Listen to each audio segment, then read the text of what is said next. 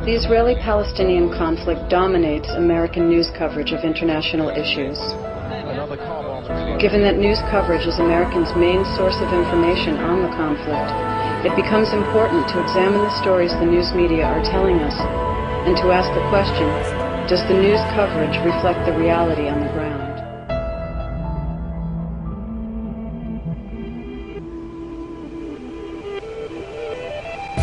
One form of this fabricated disagreement is the efforts to mystify the conflict, to envelop it in this ideological cloud, and to pretend that it simply can't be understood unless you have some grasp or an equivalent grasp of rocket science or particle physics. That this is a very difficult conflict to understand. It goes back to it goes back to biblical enmities, ancient hatreds, or more recently, clashes of religion. Oh, this rabbi lived in the old city of Jerusalem before 1948. He'll tell you how he lived, coexisted with all the Arab neighbors, how they played beside each other.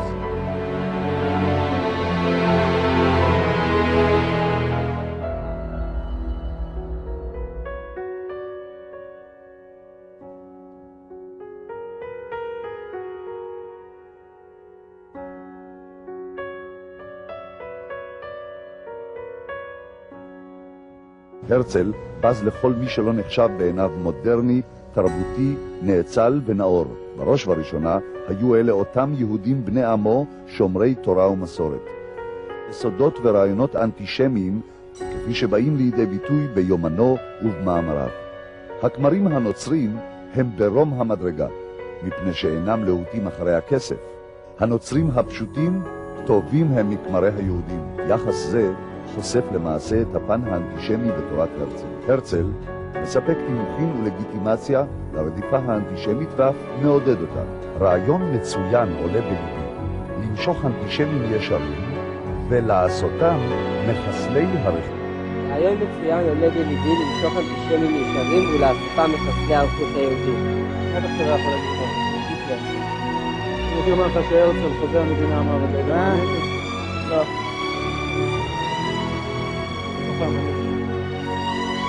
חבל, אז הרצל היה אנטישמי. חבל, אז הרצל היה אנטישמי. חבל, אז הרצל היה אנטישמי.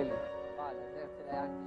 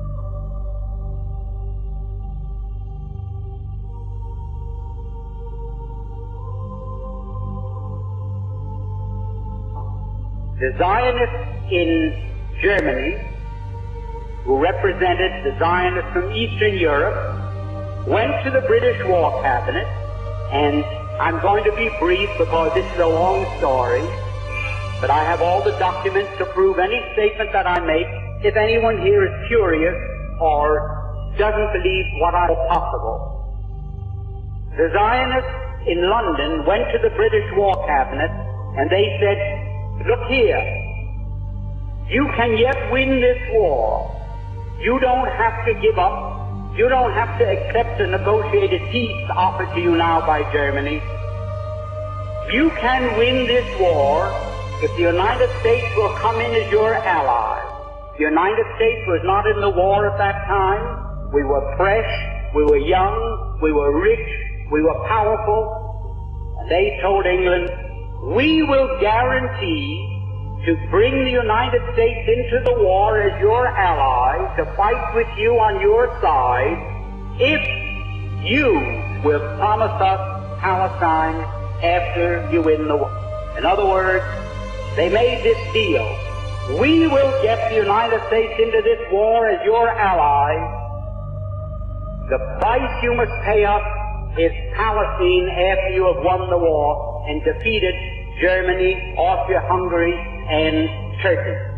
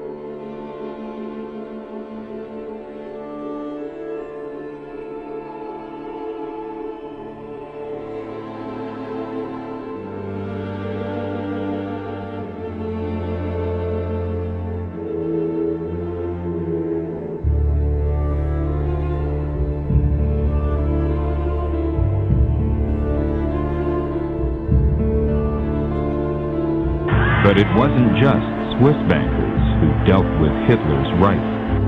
While war raged, there were British and American bankers who continued to do business with the Nazis. The BIS channeled investments from the Allied powers into Germany for the expansion of her economy.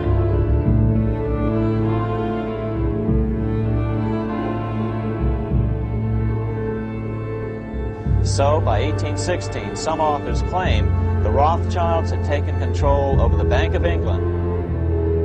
But a group of Zionists at the same time was quietly negotiating an agreement with the Nazis to allow the immigration of German Jews and the transfer of their assets to Palestine. That deal, reported in August 1933, was the transfer agreement. Palestine, sparsely settled by Jews at the time, was radically changed as a result. Revealing secret negotiation between the Nazis and the Zionists in 1933, which allowed German Jews and their assets to go to Palestine. With the rise of Adolf Hitler to power in the spring of 1933, the Jews of the world were faced with a dilemma.